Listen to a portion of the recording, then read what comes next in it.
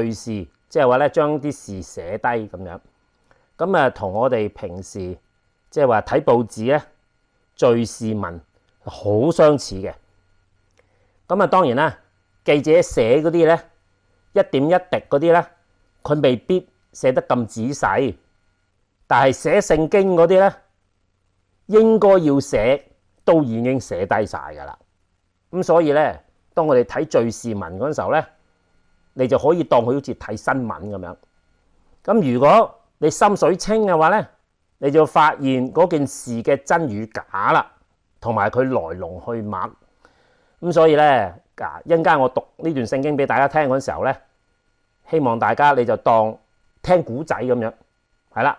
咁聽完之後，睇你有咩諗法嚇。咁裏邊咧隱含咗一個驚天動地嘅秘密，可能要下次先至可以開估啊。但係咧，等我講完個古仔先啊。咁其實呢個古仔咧，其實就同上次就連住嘅。上次咧就講到亞伯拉罕啊，去到嗰個叫基爾嘅地方咧，就俾佢老婆又俾人捉咗去，係咪？咁然後就上帝咧就喺佢夢中就提醒佢：喂，你捉咗人哋個老婆噃咁樣。咁就佢喺個對答裏邊啊，上次解咗啦，今次唔講啦啊。咁就喺佢哋嗰個習俗嚟講啊，嗱今日就會開估啊。佢哋嘅習俗係咩咧？咁就係中意咧就搶人哋個老婆，但係咧佢又唔會就咁搶嘅喎啊，殺咗佢老公先，然後搶佢老婆啊咁樣嚇。咁就我諗有兩方面嘅諗法啦，講法我估嘅啫嚇，就係話你殺咗人老公，咁就唔算係搶人老婆啦，係咪？夠正義啊嘛，即係娶個寡婦啫係嘛。咁另外一樣嘢就係你搶人老婆，咁個老公同你死過，咁一樣係即係對自己唔好啊嘛。咁所以咧，佢呢個咁嘅地方嘅習俗咧，就真係不要得嘅。咁但係咧喺呢個習俗裏邊，咁話咁佢住開嗰啲地方都係咁樣做嘅噃嚇。所以咧當時啊即係嗰啲巴勒斯坦地啊，唔同地方有唔同習俗。係啦，咁所以咧，你都唔好隨隨便便過去人哋嘅村嗰度啊！即係好似有人講笑係嘛？有隻牛嚇，即係唔覺意啊！即係呢邊咧就神聖嘅牛啊，但係呢隻牛行咗過隔離村咧就俾人劏咗，係啊，因為隔離係食牛嘅。係啦，咁所以咧，亞伯拉罕由一笪地方去到另外一笪地方咧，唔同嘅習俗啊，真係要小心啊！而家咧今日咧就繼續翻係啦，咁啊去。上帝就同佢喺夢中就話俾嗰個亞比米勒嚇嘅王聽，就係話：喂，你捉咗人哋個老婆咁樣。咁當然啦，佢對答上次嗰啲妙處我已經講咗啦嚇。咁啊，今日啊繼續講埋啊佢後邊發生嘅事。嗱，上次提過咧就係、喂，你要當發惡夢咯，當發場夢咁。哇！咁起咗身咁啊，啱個頭咁食早餐咁啊，當冇件事都得噶嘛。咁但係嗱，呢個亞比米勒咧就醒目啦。咁所以咧，我提過上次咧就係話，如果你發現你發夢嗰時候咧，好似喺度同人理論嗰陣時候，你又有實質嘅事去實質啦嚇，同埋有理由，好似真係唔係一件夢咁樣嘅話咧。你要小心喎，有機會係上帝同你傾緊偈嘅喎，係啦，好有邏輯嘅，即係唔係嗰啲天花龍鳳嘅嘢啊，天馬行空嘅即係嘅夢境啊，原來係喺度嗌交咧，咁呢啲種夢咧就要小心啦，真係可能上帝同你傾偈。嗱，咁亞比米勒喺呢個時候佢就醒目啦，因為似乎呢個唔係普通嘅夢喎，如果個夢裏邊佢知道嘅資訊係真嘅話，咁其實好容易試嘅啫。咁你咪即刻去試睇一睇 check 下係唔係？咁你咪知道嗰個夢係上帝同你傾緊偈啊，還是你真係發緊夢咧？係啦，嗱呢度咧就大家留心咯喎，係創世記嘅20章8節到18節。好啦，咁我讀俾大家聽先啊，好快嘅啫。咁啊，亞比米勒咧就清早起來咧就召集眾神啊，係啦嚟就話。將呢啲事咧講俾佢哋聽，哇！佢哋聽完之後咧就甚懼怕喎啊！咁啊，亞比米勒咧就召咗亞伯拉罕嚟啦，就對佢說啊：你為什麼向我這樣行呢？啊！我在什麼事上得罪了你啊？係啊！你竟使我啊同我國裏嘅人咧陷在大罪嘅裏啊！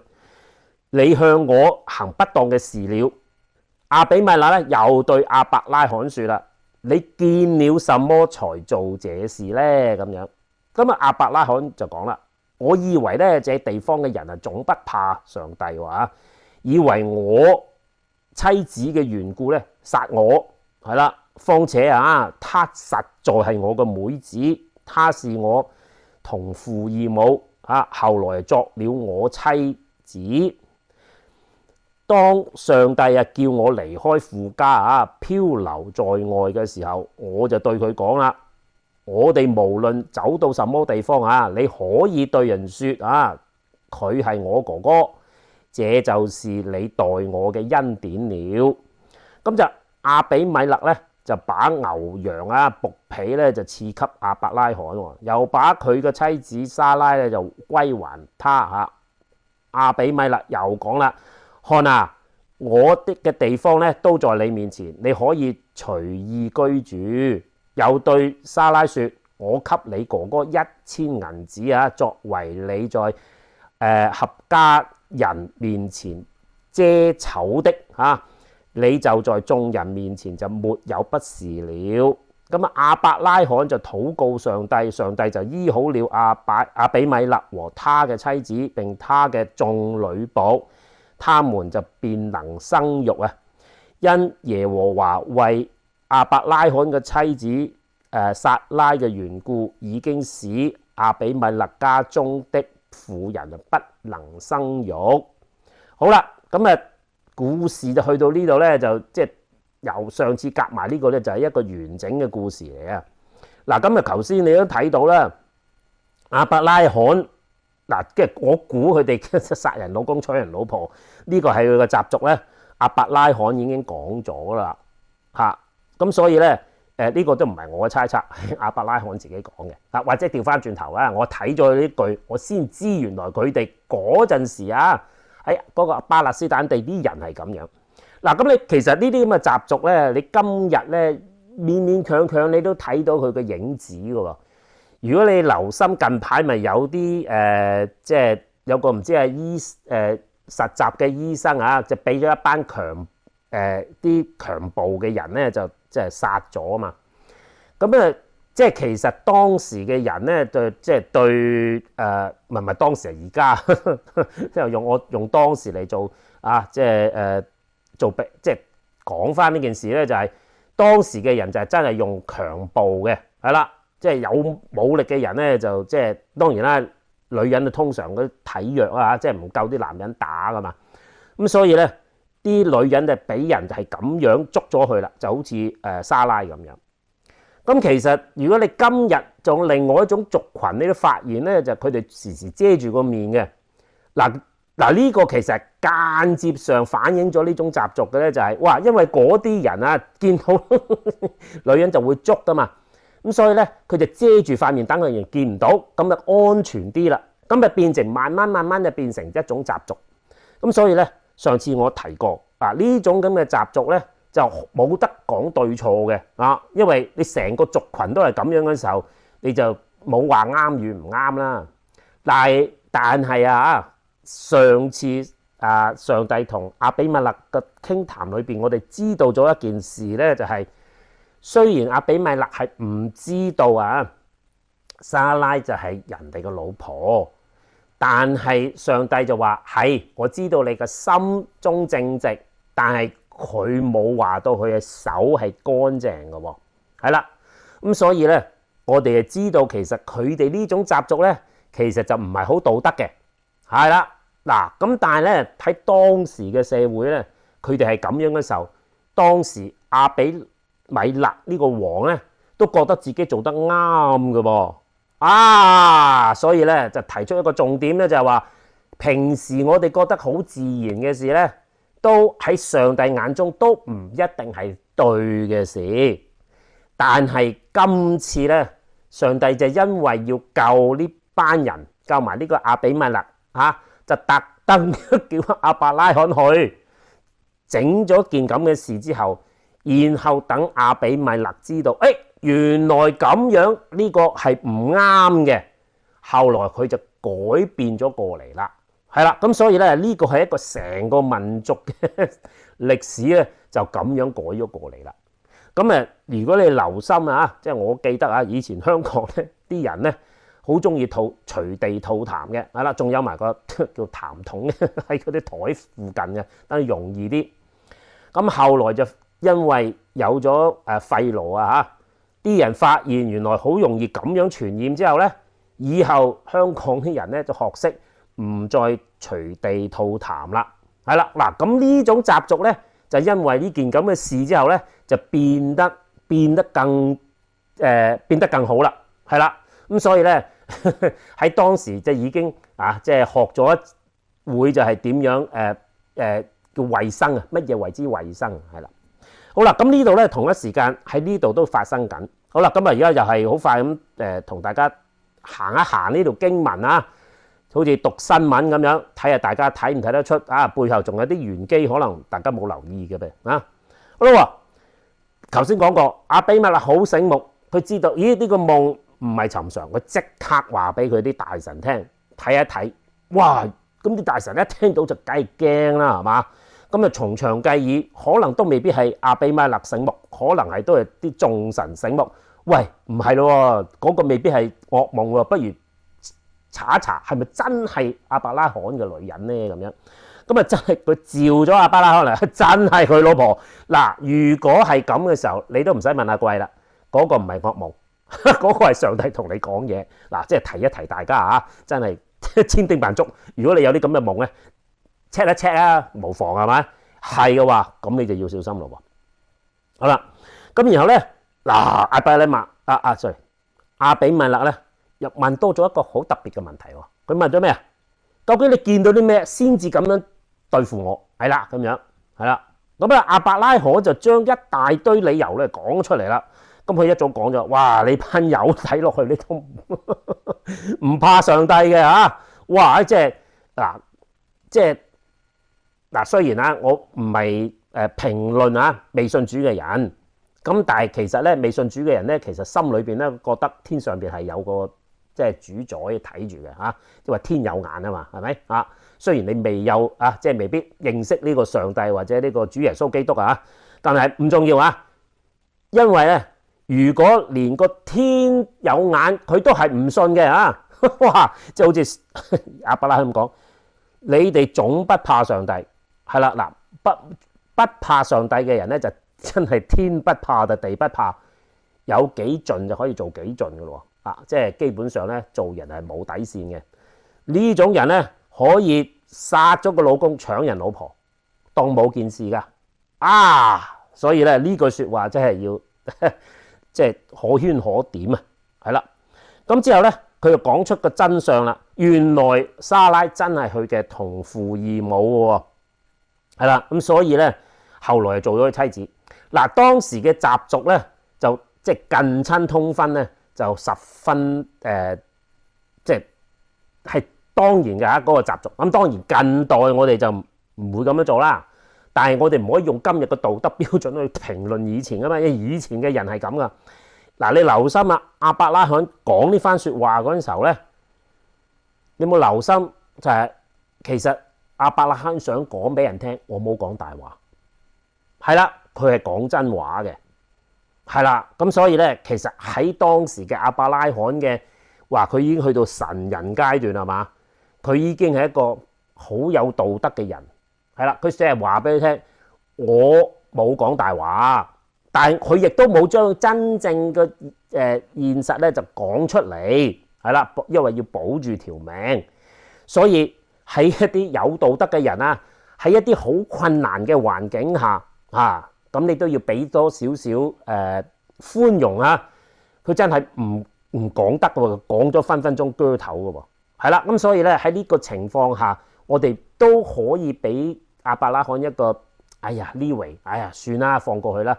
咁佢實質上咧，如果係嘅話，佢應該都係直接講佢係我嘅妻子咧，就唔好講係個妹咧嚇但係當時嘅習俗真係唔講得，一講咗就即死啊！咁即係話咧，去到某個情況下，嗱佢冇講大話㗎嚇，佢冇講嘅講大話呃人，但係佢冇完全將個真話講出嚟嘅啫。好啦，後邊咧就話佢話俾莎拉聽就話嗱，去到咩地方你都可以叫我做哥哥嘅嚇，但係頭先你留心佢講嗰句説話就係咩咧？佢冇逼莎拉一定叫佢做哥哥，係莎拉自願叫亞伯拉罕做哥哥嘅，係啦。如果你相比下上一次咧，佢哋去埃及嗰陣時候咧，係亞伯拉罕嗌莎拉叫佢做哥哥嘅所以咧今次嘅亞伯拉罕咧做法就唔一樣啦，佢冇勉強莎拉嘅。今次咧係莎拉自願叫佢做哥哥嘅，咁所以咧今次就唔可以同上次比嘅嘞噃。好啦，嗱到個亞比米勒咧，又去翻到亞比米勒，佢就話即係歸還佢啦嚇，然後就話俾佢聽嗱，呢笪地方任你住嚇，仲有留心一句嚇，佢就話對住莎拉講話，佢話我俾咗你哥哥1000銀子。好作你遮醜容即係唔使你喺眾人面前有不是，就好似俾人即係強搶婦女咁樣咁樣。嗱，你見到亞比米勒真係一個算係義人嚟嘅噃，即係喺佢習俗嚟講係義人嚟嘅。點解咁講咧？佢冇話到我俾你丈夫1000銀子喎。嗱，如果佢用丈夫呢個名頭俾佢1000銀子咧，即係擺明就係即係揞口費，但係佢話我俾你哥哥，係啦，咁咧其實佢就擺平呢件事咧，只係話嗱，我就原本喺你哥哥度娶你過嚟，我當唔知道你係佢老婆我娶你過嚟，而家我還即係我唔娶你啦，我還翻俾你哥哥，咁就用1000銀子賠罪。嗱，呢件事咧就有板有眼，係啦，咁所以咧佢真係做得恰到好處，亦都唔會即係俾人有話病話佢強搶婦女喎。咁所以咧，你喺呢度見得出亞比米勒真係算喺當中喺佢自己嘅習俗嚟講算係義人嘅，係啦。咁當然啦，到最後。咁就亞伯拉罕就為佢禱告，就醫好嗱，留心醫好亞比米勒同埋佢個妻子並他個女僕，他們就便能生育。咁所以咧，其實一路以嚟咧，其實佢哋都係有病嘅，其實係有2種病添，係啦，一種病咧就係不育，就好似18節咁講，就因為莎拉嘅緣故，係啦。上帝就要佢全家啲婦女都唔生育即係其實佢哋係不育嘅。咁但係上次我提過啦，上帝最尾喺報夢最尾嗰句説話嗰陣時，佢話你要揾亞伯拉罕為你禱告，等你可以存活喎。所以咧，其實當時嚟講，佢應該亞比米勒同佢全族人都有一個絕症。嗱，呢個絕症係乜嘢就唔係好清楚但係總之咧就係差唔多要死嘅。咁當然啦，個人就差唔多要死咧，冇仔女咧都係自然嘅，係啦。咁所以咧再加埋捉埋莎拉就唔使問阿貴啦，全部冇得生，係啦。咁所以咧嗱喺呢度去到18節，咁我同大家講咗，其實我都深入咗再講多咗噶啦咁唔使重複再講啊嘛。咁其實好啦，咁而家翻出嚟咯即係成個古仔大家聽完啦。即係你當睇完新聞睇到啲咩咧？係啦，嗱睇一樣嘢，其實點解佢捉莎拉？因為佢90歲噶咯，係啦，點解仍然要捉佢咧？